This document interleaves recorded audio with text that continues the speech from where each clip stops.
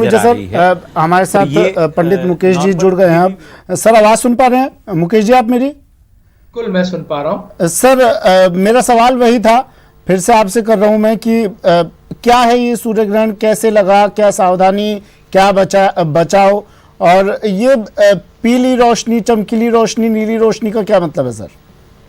देखिए क्या है, रोशनी तो बात एक है। मैं सुमित जी आपको एक बहुत महत्वपूर्ण बात यहाँ ज्योतिष के माध्यम से दर्ज करना चाहूंगा कि आप देखिए कमाल की बात है एस्ट्रोलॉजी की कि हर शहर में कब किस समय कितनी रोशनी कम होगी, कब ग्रहण प्रवेश करेगा और कब आपको आसमान में वापस से सूर्य चमकता हुआ दिखाई देगा, ये ज्योतिष के माध्यम से हर शहर के बारे में आप सटीक जानकारी प्राप्त कर सकते हैं। कितनी अद्भुत बात है ये और कितनी वैज्ञानिक है। आप इसको सोच के हैरान हो जाएंगे कि जयपुर की स्थिति क्या है और श्रीगंगानगर की क्या है, उत्तराखंड के चमोली की स्थिति क्या है, दिल्ली की स्थिति क्या है, मुंबई की स्थिति क्या है। ये कितने साफ तौर पर हर मिनट और हर सेकंड की एक सही तस्वीर आपके सामने ज्योतिष के माध्यम से मौजूद है। नहीं तो सर ज्योतिष भी हवा में बातें नहीं करता है, पूरा पढ़कर उसके बाद ही तथ्य पेश करता है ज्योतिष भी। वही तो मतलब कहने का ये कि पूरी तरह से एक ऐसी स्थिति है जिसके अंदर ये जो ज्ञान है ये पूरी तरह विज्ञान पे आधारित ज्ञान है। इसका मनुष्य पर क्या इफेक्ट पड़ेगा, ये अलग अलग मनस्थिति और उनके अलग अलग जो जीवन की जो परिस्थितियां उनके अनुसार थोड़ा अलग हो सकता है, लेकिन मोटा मोटी इसका भी एक ख्याल निकाला गया है कि किस तरीके से व्यक्तियों के राशियों के माध्यम से एक ग्रुप बना करके लोगों के मनस्थितियों के और उनके ऊपर इसके प्रभाव को हजारों सालों में जांचा गया, देखा गया कि किस तरह के व्यक्तियों पर किस तरह से इसका प्रभाव आता है और उसी का परिणाम है आज की ज्योतिष जी। तो हम अब बात कर रहे हैं कि कैसे सूर्य के प्रभाव को, जैसे कि आप अभी बात कर रहे थे हमसे पहले जो विजय जी वो बता रहे थे हमें कि रेडिएशन एक उन्होंने शब्द यूज किया। आप मान के चलें कि जब रेडिएशन हम शब्द यूज कर रहे हैं तो उस और सूर्य का प्रकाश रेडिएशन ही है, मतलब ज्यादा मात्रा में है तो प्रकाश है, अदरवाइज कम होता है तो रेडिएशन की जो मात्रा है वो अगर कम या ज्यादा होती है तो निश्चय ही वो मनुष्य जाति, पेड़ पौधों और पक्षियों सभी पर, पृथ्वी के हर चीज पर, जीवित और निर्जीव और जीवित सभी चीजों के ऊपर वो प्रभाव डालती है। जहां तक सवाल है कि किसी भी बीमार व्यक्ति पर, गर्भवती महिलाओं पर, छोटे बच्चों पर इसका विशेष प्रभाव इसलिए देखा जा सकता है, कहा जा सकता है कि उनकी स्थिति ज्यादा प्रभावित होने वाली रहती है। कोई बीमार है और वो अगर इस रेडिएशन के प्रभाव में आएगा तो ज्यादा बीमार हो सकता है जी। गर्भवती महिला है वो अपने बच्चों को लेकर के उनके वो सेंसिटिव एक उसके अंदर होती है तो उनको वो प्रभावित हो सकती हैं। और बच्चे अगर नंगी आंखों से कौतूहलवश अगर इसको देख ले तो उनकी नेत्र ज्योति आदि पर विपरीत प्रभाव पड़ सकता है। तो मुझे यही बात आपसे समझनी थी मुकेश जी, मुझे यही बात समझनी थी आपसे। देखिए ये चीज तो अगर हम लोग आम दिनचर्या में या सामान्य रोजाना भी अगर हम सूरज की तरफ देखेंगे, सवाल मैंने अभी पहले भी पूछा था, सूरज की तरफ देखेंगे तो भी आंखों में जलन होगी। अगर हम कोई गर्भवती महिला है वो भरी दोपहरी में घर से बाहर निकलती है, आप भरी दोपहरी छोड़ दीजिए, आप सुबह भी शाम भी अगर वो बिना वॉकिंग के उससे घर से बाहर जाती हैं तो असर होगा। बुजुर्ग लोग घर से बाहर निकलेंगे तो लाजमी असर होगा, बच्चे घर से बाहर निकलेंगे असर होगा, कुछ उन पर असर पड़ता है क्योंकि उनकी ह्यूमिनिटी पावर कम होती है। सर क्या सूर्य ग्रहण का स्पेशल प्रभाव है, कुछ विशेष प्रभाव है, या सिर्फ सूरज की किरणें जिस तरह से असर डालती हैं वैसा ही असर इसका है? नहीं, आप ये बात समझिए, जैसे विजय जी ने कहा, भी आपने सुना होगा उनको तो वैज्ञानिक तौर पर ये सवाल आपने पूछा ही नहीं कि रेडिएशन कम या ज्यादा होने का किसी भी जगह पर क्या प्रभाव होता है। देखिए सवाल ये है कि जब कभी भी हम परमाणु बम का हम सुनते रहे कि एक अगर विस्फोट होता है या लीकेज होता है उसके रेडिएशन के अंदर तो हजारों लोगों को किस तरह से प्रभावित करता है वो रेडिएशन का लीक होना, और विकलांगता और मंदबुद्धि के बच्चे और बहुत तरह की स्किन डिजीजेस, ये हम रेडिएशन के किसी भी परमाणु संयंत्र से अगर रेडिएशन लीक होता है तो हमने सुनते रहे। आप मान के चलिए सूर्य में इससे करोड़ों गुना ज्यादा रेडिएशन अवेलेबल है। उसी का प्रभाव है इसकी रोशनी, यानी इसका जो प्रकाश है वो एक आणविक प्रक्रिया है और उसका जब रेडिएशन लेवल बढ़ या कम हो जाता है तो वो हर नए जीवों को उत्पन्न करने में, कोरोना के अंदर हमने माना कि जो दिसंबर के अंदर जो ग्रहण हुआ था उसने कोरोना के इस जो जीवाणु है इसको ज्यादा ताकत दी, मतलब ग्रहण ने। तो हम ज्योतिष शास्त्र तो इसको पूरी तरह बिलीव करता है कि नए जीवों की उत्पत्ति और जीवों के ताकत कम होना, ज्यादा होना, या उनकी मन स्थिति को बहुत गहरे तक प्रभावित जो ये ग्रहण करके जाते हैं, और इसके अकॉर्डिंग आगे आने वाले कुछ महीने और कुछ वर्षों तक उसके प्रभाव पृथ्वी पर रहते हैं। तो इसलिए आप ये कह सकते हैं कि खाली ये कोई सूर्य को देखने और नहीं देखने की बात नहीं है। हाँ, वो बात भी आपकी ठीक है कि वो रेडिएशन लेवल जब उसका एक सामान्य प्रक्रिया में चलते रहता है, तो उसमें आप पहले से आपको पता है कि भाई सूर्य का ताप इतना है, आपको सहन है, कर सकते हैं तो आप बाहर जाएंगे, और नहीं कर सकते तो आप नहीं जाएंगे। चलिए, क्या असर इसका किन लोगों पर क्या असर पड़ेगा, और आने वाले वक्त, क्योंकि काफी सालों बाद इस तरह का ग्रहण दिखाई दिया है, आने वाले वक्त में भी क्या इसका असर रहेगा, कितने वक्त तक रहेगा या नहीं रहेगा, ये बात भी जानेंगे। आप दोनों हमारे साथ बने रहिए। वक्त यहाँ पर एक ब्रेक का है। सर, अब जो आपने बताया था अभी, वो क्या आने वाले काफी दिनों तक रहने वाला है या सिर्फ आज ही इसका असर रहेगा? नहीं, ये देखिए, जो दिसंबर के अंदर सूर्य ग्रहण हुआ था उसका असर अगले 6 महीने तक हमने देखा कि स्वास्थ्य की स्थितियों पर पड़ा। ये जो अभी जो सूर्य ग्रहण हो रहा है, इसका आर्थिक स्थितियों पर अगले 6 महीने और उसके पूरे साल भर भी आप इसका असर देख सकते हैं। तो आने वाली स्थितियां जो है व्यवसाय के लिए बहुत ही एक तरह से समस्या भरी हो सकती हैं, क्योंकि मिथुन राशि जो है वो व्यवसाय की राशि है, बुध इसका स्वामी है, वो भी राहु के साथ यहीं पर है, और राहु खुद भी इसी राशि के अंदर विद्यमान है। तो इसके मायने ये हैं कि आने वाली जो स्थितियों के अंदर व्यवसायगत चुनौतियां जो हैं वो काफी बढ़ी हुई महसूस करेंगे। जो भी व्यवसाय के अंदर हैं उन्हें अपने पूंजीगत संसाधनों, व्यवस्थाओं को बैठाने में, मजदूरों से संपर्क बनाने में, और अपना माल बेचने की स्थितियां बनाने में काफी हद तक संघर्षपूर्ण स्थितियां उनको दिखाई देंगी। और अगर वो तनाव में आए तो उनके तनाव बहुत बढ़े हुए हो सकते हैं। उन्हें बहुत सारी संघर्ष के अंदर कहीं ऐसा ना हो कि वो अपने आने वाले 2 साल बाद तो स्थितियां बहुत पॉजिटिव है, लेकिन इस ग्रहण के प्रभाव के अंदर कहीं ऐसा ना हो कि वो अपने आप को निराश महसूस करें और हिम्मत खो दें। तो इस लिहाज से बहुत समझने की आवश्यकता है इस ग्रहण को। ये बहुत महत्वपूर्ण बात है, क्योंकि अगर ये बात समझी नहीं गई और इस बात को ये सोच लिया गया कि ये बिल्कुल सामान्य सी स्थिति है और हम इसमें से निकल जाएंगे, तो ये ऐसा नहीं दिखाई दे रहा है। बहुत चेतावनी भरी यहाँ से एक ज्योतिष आपको ये बात कहना चाहता हूँ, ज्योतिष शास्त्र, कि आपके आने वाले समय के अंदर आर्थिक जो चुनौतियां हैं वो बड़ी रह सकती हैं। आपको बहुत सावधानी से अपने कोई भी ऐसा निर्णय नहीं लेना जिसमें अपनी पूंजी एकदम से आप दांव पे लगा दें।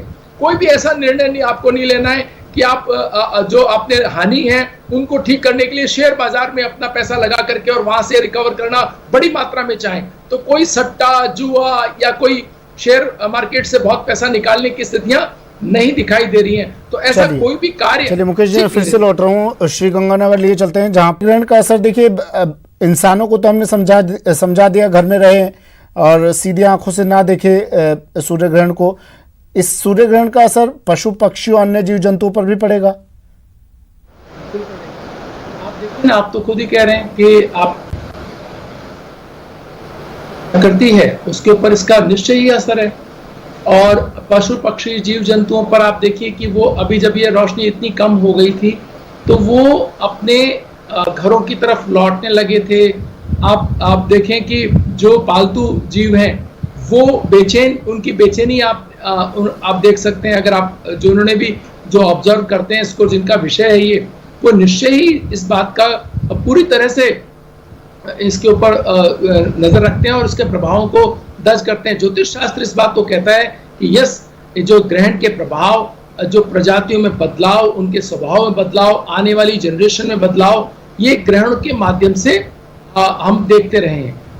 और साथ ही साथ में आपने कहा भी जल का, उनसे पूछ रहे थे आप विजय जी से कि क्या इसका प्रभाव जल के जो ज्वार और भाटा में के रूप में देख सकते हैं। बिल्कुल, जब कभी भी अलाइनमेंट के अंदर सूर्य और चंद्रमा आ जाते हैं तो निश्चय ही वो एक ऐसी स्थिति होती है जब हमारे समुद्र के अंदर पानी का उछाल आप देख सकते हैं।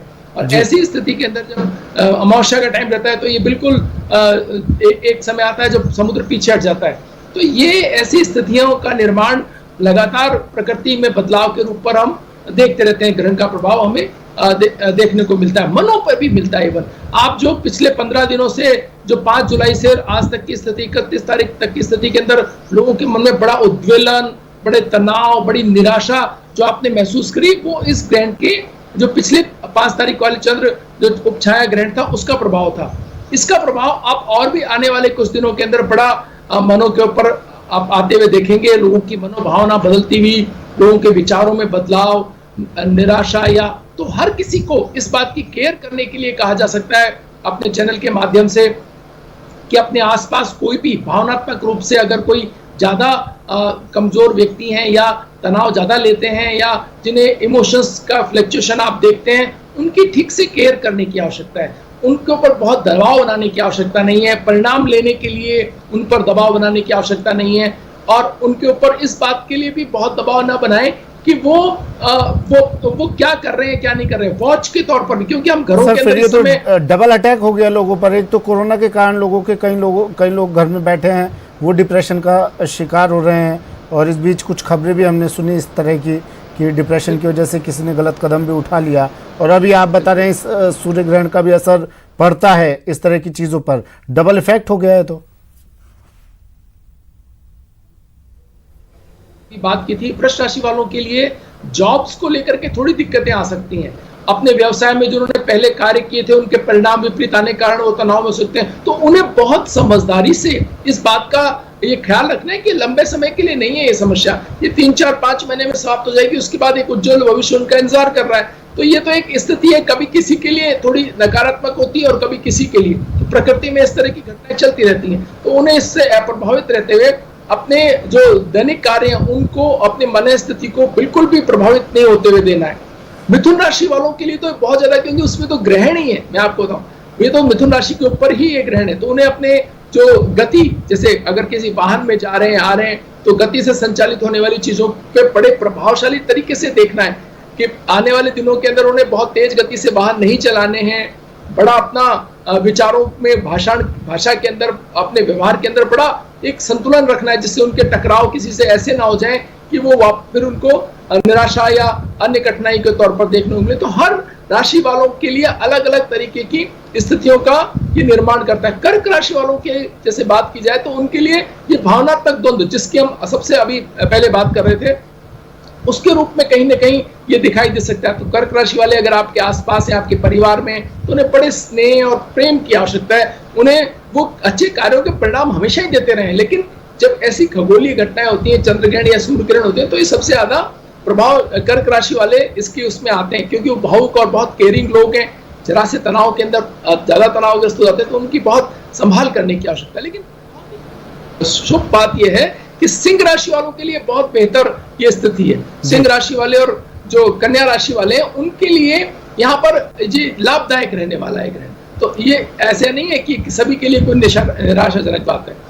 जो सिंह राशि वाले और कन्या राशि वाले लोग हैं उनके लिए बहुत अच्छी स्थितियां भी इसके अंदर उपलब्ध है। उनके व्यवसाय अच्छे होंगे, क्योंकि उनके पास में, सिंह राशि वालों के पास में एक साहस, और कन्या राशि वालों के पास में अपने योजनाओं को सही से क्रियान्वित करने का एक अतिरिक्त उनको सितारों की तरफ से तो अपने कार्यों को बेहतर करते हुए दिखाई दे रहे हैं। तो इस तरह से अलग अलग राशियों के लिए अलग अलग प्रभाव देने वाला दिखाई दे रहा है। सर मुकेश सर, देखिए मेरा पर्सनल व्यू ये है कि मैं इन राशि वगैरह में ज़्यादा विश्वास करता नहीं हूँ। शायद मुझे याद भी नहीं मैंने कभी अपनी राशि पढ़ी हो या देखी हो, लेकिन देखिए आज ज़्यादातर लोग राशियों में विश्वास करते हैं, क्योंकि ये भी एक तरीका है, पूरा रीडिंग करके, पूरा शोध करके तब बताया जाता है भविष्य के बारे में, क्या चल रहा है, क्या होने वाला है। लेकिन साइंस भी मानती नहीं है, साइंस भी खंडन करती रही है बार बार ज्योतिष विद्या का।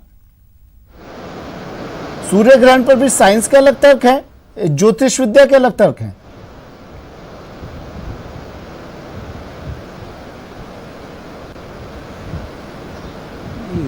वैज्ञानिक जो दृष्टिकोण है, उन्होंने बस दूसरे रूप में कहा कि मतलब सर, मतलब बात एक ही कह रहे हैं आप दोनों कह रहे हैं। पंडित मुकेश जी ने कहा कुछ राशियों पर यह असर पड़ेगा, कुछ पर नहीं पड़ेगा।